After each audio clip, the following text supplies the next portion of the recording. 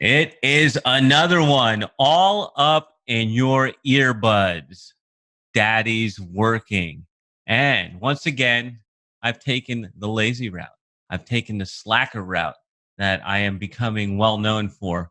Why should I do all the talking when I can have cool people on here with me to share their insights, to share their vision, to share how they see the world? That's just better. That's better for me. That's better for you. And you're so lucky today because we have Matt G. What is up, my man? What's up, Jonathan? How are you? Dude, I hear people call you the Phenom Investor. Why is that? There's nothing phenomenal about me. It's kind of a call to action, right? You have a Ed Milet that says max out. I say, hey, let's be phenomenal in all we do. So I kind of thought of it, and it kind of stuck. So I'm starting to develop a brand called the Phenom Investor, and that's more about people like ourselves, that people are striving to be entrepreneurs and want more out of life and bigger dreams and goals. So that's the community that I'd like to start, and that's the brand idea, if you will. So it's in its infancy, but we're getting some traction. Bro, what does it mean to you when someone is a phenomenal? What does that mean? I think that's finding your unique ability, your God-given ability, and that takes some time to navigate. And it's one of the most rewarding and toughest experiences you're going to have. But once you find what you're phenomenal at in this world, that's our goal and that's our mission. So you could be phenomenal in every aspect of your life. The key is just to find where your unique ability is and dive into that and really master those skills. So in essence, that's what becoming phenomenal is in every aspect of your life. So let's unpack that. Let's unpack that a little bit. I heard you use this term twice, and it's a term that I'm quite fond of. You said unique ability. What is unique ability, and how do you discover it? So we're all born with unique and special gifts, God-given gifts that we were born with. So it's part of us, part of our genetics. And that's what makes us as humans so unique, is because we all are unique in our own skill sets.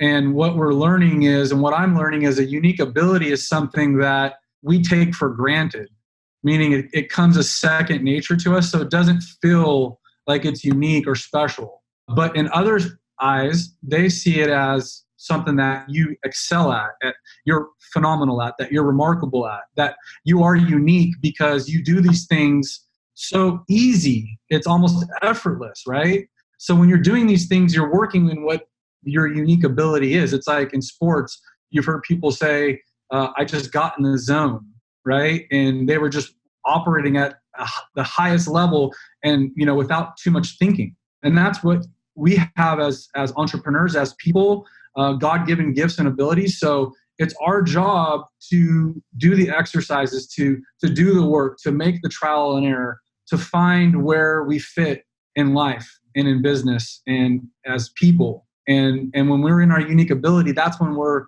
working to our highest and best. And the best thing about it is we're providing impact and value to others. And so that's been my mission for, the better part of a little over a year, just, really purpose-driven and self-development and focusing on what my unique ability is, how to find it and harness it. So what is your unique ability? Well, I can't memorize it to you right now, but let me pull out my worksheet. You've been working on this. Where do you get these worksheets? This is Unique Ability 2.0. Have you ever heard of it? Oh, bro, I am in Strategic Coach. Of course, I'm 4 years in. Okay. So this was actually referred to me by another DM fam member, Ramon Gonzalez, Ray. Love Ray. There's my brother, and a lot of guys in the group have done it. So I started working on it. I need to get all you guys in Coach, because I've heard you guys using the word. I didn't realize that you guys were on to Coach. That Coach has been something, a supreme impact in my business because of that idea of unique ability, of creating a self-managing company, of finding how or what gets you in the zone, and only working in the zone has been such a pleasure. And really, it's amazing that you guys are onto this. So I was actually covering some time there so you could look it up. So Give it to us. Well, that's why you're the master. Okay, so these are not set in stone, but these are kind of like, a little bit closer to where I feel I'm working in my unique ability. So, some of the notes that I've taken is I have a passion for business building and education. I have a passion for, putting on and attending high-level mastermind and doing high-level coaching and consultation, having high-level conversations, raising private money. I like to educate others that, are sitting on the sidelines with real estate on, how they could use, 401ks or how they could, lend money to us and make an incredible return. So I like those bigger conversations. Mindset, I work a lot on mindset. I love creating culture and a vision. So I'm the visionary in my organization, and creating and harnessing relationships is another one. So that's where I feel, based on the exercises and feedback that I've been given, that's where I'm focusing on in my, my time and vision. You know what I messed up on because we got off on the tangent of Phenom Investor. So people tuning in, they might not know who Matt G is. So can we just take a step back for a second and kind of just let them know who you are and what you're about? Sure. So, I'm born and raised in Fresno, California. So that's in the Central Valley. So we're, dead central California, essentially. So 3 hours south is LA, 3 hours north is San Francisco. The area that I do, when I say I do, I'm an owner of a real estate investment company. So we buy and sell houses up and down California, and I've been doing that full-time, a full-time real estate business owner. So I employ people. I've learned to scale and turn that into a business model, as opposed to, a solopreneur or, just a lone wolf, if you will. Yeah, I have two wonderful young boys. They're 4 and 6 years old. I've been married to my beautiful wife, Guyane, for 10 years. We just celebrated our 10-year wedding anniversary. Congrats. In the Amalfi Coast in Italy. So that was amazing. Wow. I took the whole family to Italy, so we can get into that later. But, those are the things that we work hard for, right? I grew up as an athlete. I played baseball my entire life and football. I played baseball in college, and then got into door-to-door sales, like random selling.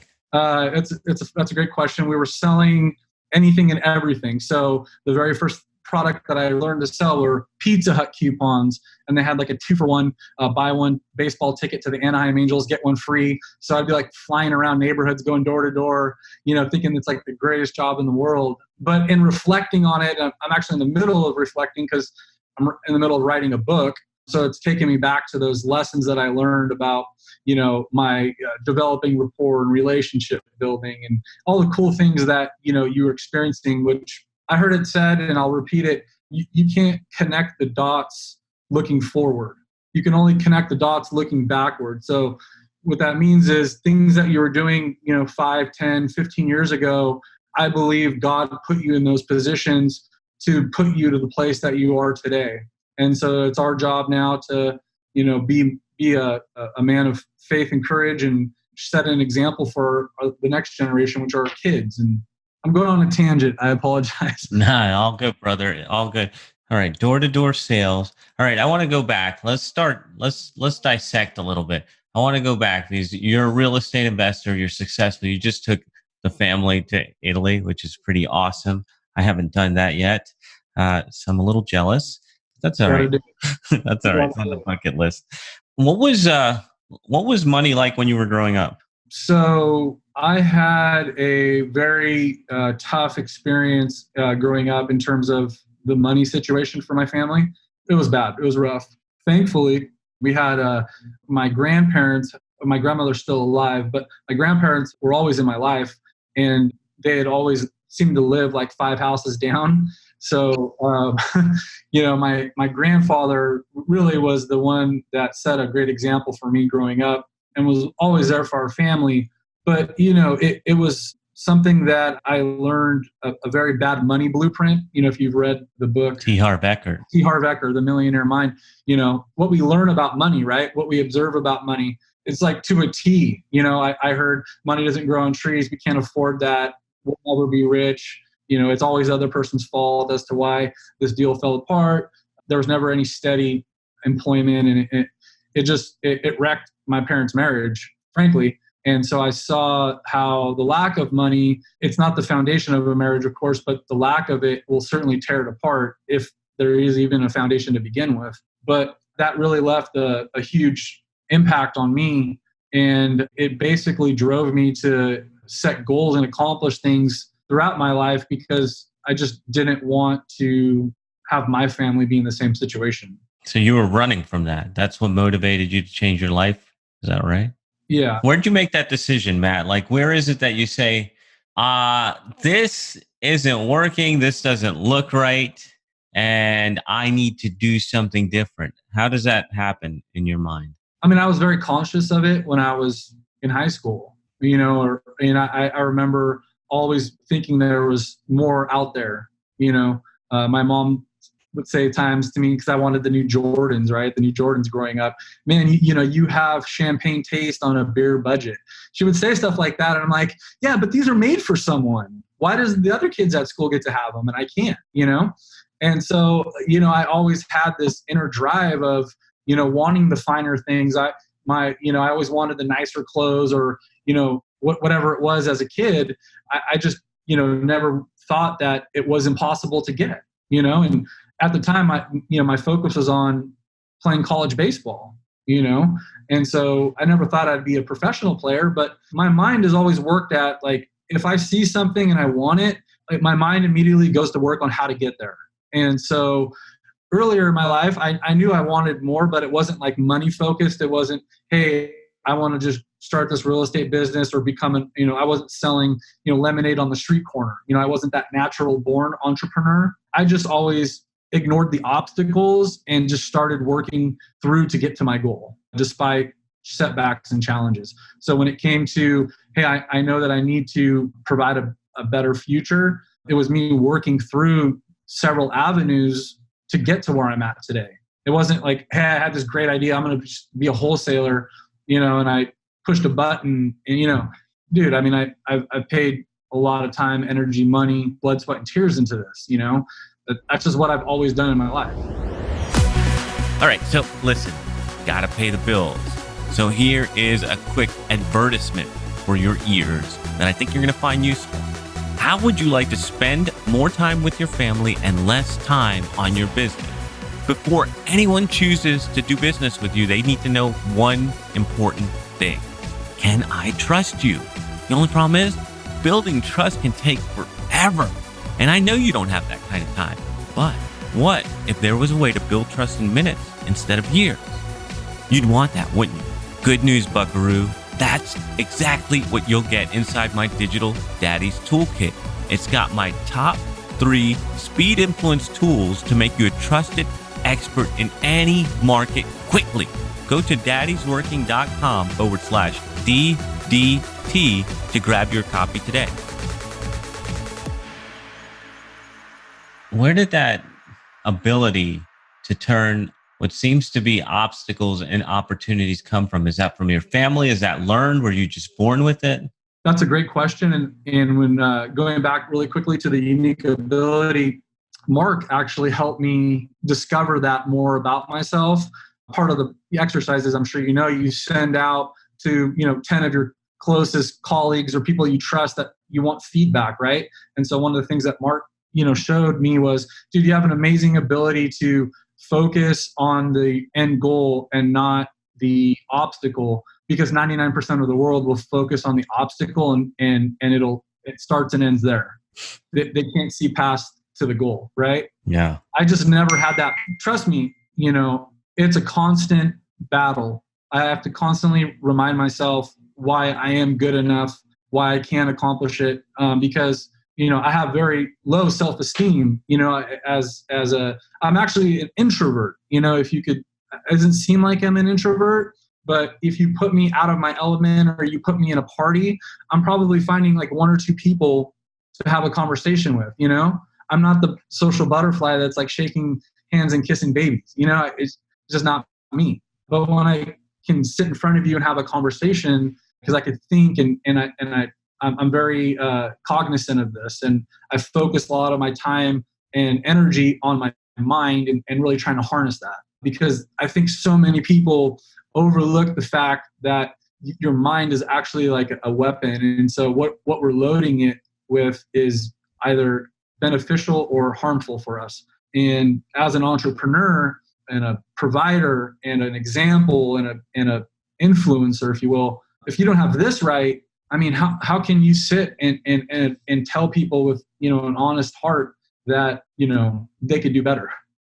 You know? And so I just find it fascinating, man. I think this is it's definitely a blessing to go down this path, but man, you better be ready to answer some serious questions, because you're taking on a serious load. You're taking on a serious responsibility. Other people's lives and livelihoods are connected to you. And if you're not prepared to lead by example and really go out and provide value and impact, if you can't get it together, man, it's going to be a long road. Fascinating. So how did you, or when, this is more interesting to me, when did you get into this mental work of fixing the programming that you were dealt as a child? I'm still uncovering it. I think it's still a process. When did you first realize, though, that your programming was screwed up, and what were the first things that you changed? Well, I first realized this when I started reading books seriously. When we first start this journey of self-growth and entrepreneur lifestyle, it's more of, hey, let's figure out what the mindset is about with some of the people that are succeeding and at the places you want to be in life. So you could just consume tons of content, right? Or you could read books. And a lot of the books that, especially T. Harv Ecker's book, you know, really struck a chord with me, because it was like, man, like it resonated with me. And it allowed me to really think back and pull out those experiences and then see how I was wired. And then now I can identify the problem and then go in and fix it. As opposed to like, dude, I'm just weird. You know, like I feel like I'm bipolar. I wake up, you know, one day happy, next day I'm sad. You know, like my emotions are tied to my bank account. If there's money in there, life's good. If not, you know, watch out. You know, and so you go through all these emotions, and you know, if you don't have a baseline, if you don't have something to refer back to, it could be a dark hole, like a never-ending spiral down. And you know, if those things start to add up, and pretty soon you're out of the game. Yeah, there's nothing, and that book did a lot for me, because I used to, I don't know, anytime I got money, I found a way to repel it before that book and the envelope systems and all that. And nowadays, I actually talked about this. I was being interviewed on a financial podcast. Nowadays, I strive to put away 50% of my paycheck at least. That's amazing. Yeah, it wasn't, I mean, I start feeling guilty when I'm not doing that. And I feel like a low life. That's amazing. That's amazing. Yeah. I mean, that's a muscle, right? Like that's a learned habit. So congrats to you. I mean, that's an amazing thing. It's an amazing accomplishment. So you were in sports. You said you didn't really think you'd go pro. So what was your plan for life? How did you end up in real estate? You know, my grandfather was a real estate broker and a general contractor. And so he always said, you know, get your real estate license. It's a license to make money. And so it kind of like resonated with me. And I saw him, you know, selling deals and doing stuff, you know, throughout his life. When I came back from college, I was actually, you know, kind of lost. You know, I went from, you know, having the time of my life and having, you know, really no rules. I mean, I was a young kid living in Southern California, having my rent paid for me, and what else did I have to worry about? You know, having a great time. And then when that came to an end, it was like, okay, the parents are like, okay, time to move home, you know, like you got to figure something out. So moving back home was like, wow, like that was a reality, because a shot in the, you know, like devastated me, because I was gone for 6 years, having a great time, and then coming back to Fresno, living in your parents' room again, or your old kid, you know, your old room growing up. It was like, damn, like I didn't expect this, you know? And so from that point, for probably, I don't know, a year or two, I think I gained over 2 or 3 years, I gained like 70 pounds. Yikes. So I was in great shape in college playing baseball. Once that stopped, I was like just tired. I was like, I don't want to pick up a ball ever again in my life. And just inactivity and your metabolism changes. And next thing I know, like, you're out drinking all the time and, not taking care of yourself. And you're just kind of like languishing in that early, I don't know, your early to mid 20s, I guess, where you're like, you have no direction. You're just trying to find odds and ends. And that's what I was doing. And I was getting more and more depressed. And I'm like, I have no direction. I don't really have a, resume. I got a bachelor's degree in philosophy from Long Beach State. That's useful, huh? Right. Yeah, exactly. So you could see where, my prospects were very little. I had that small experience from going door to door and I really liked it. But, coming back to Fresno, like, the reality hit and it was, oh boy, what do I do? And so to make the long story longer, I got into a little bit on the real estate finance side towards the tail end of the crash, made a little bit of money, thought I was balling. I bought a house, went to Europe, furnished it, had fun. Next thing I know, market crashes. I lose everything. So I had my house foreclosed. I had my car repossessed. I was tens of thousands of dollars in debt. And now I'm like, wow, like I'm really confused. I don't know what to do. About that time, I met my wife. So we became serious. I couldn't figure out what she saw in me at the time because I was just pretty much losing in all facets of life. I was out of shape. I had no money. I had no direction. And she's, super focused, beautiful, intelligent. And I'm like, and everyone's like, okay, this ain't going to last, but thanks. You're like, dude, you're way over your skis on this one. But I'm like, no, like I'm ready to change. I know I had to, take it up another level because, this wasn't a girl, this was a woman. And she was looking for, her soon to be husband. I think she was just in that mode. And I knew she wasn't playing games. So I had to like clean up my act. And so then that led to, talking to her about, hey, well, I'm thinking about getting my broker's license. And she sat down with me and we studied in her parents' dining room, together. I ended up passing the test. That was like in 2009. And then I just ventured into just random things in real estate. The first year I was trying my hand in commercial deals in Stockton, California. I was doing leasing office buildings and space because a friend of mine had a couple buildings he bought. So I tried that, and I tried residential real estate, and I tried, I built and sold a property management company. I sold apartments. Like I just kind of dabbled until I found what, I thought was going to be my path. I started building this property management company thinking that was going to be the answer. And that turned out to be, something that I built and sold because it was, at the end of the day, it was a time waster for me. It was a distraction. And learned about wholesaling. And once I found out about it, I dove into it. And the rest is history, really. There's a lot of detail in between, but that's kind of the roadmap at a 15,000 foot level. Yeah, that real estate stuff is boring. I want to rewind back to you're losing your ass. Everything's going wrong.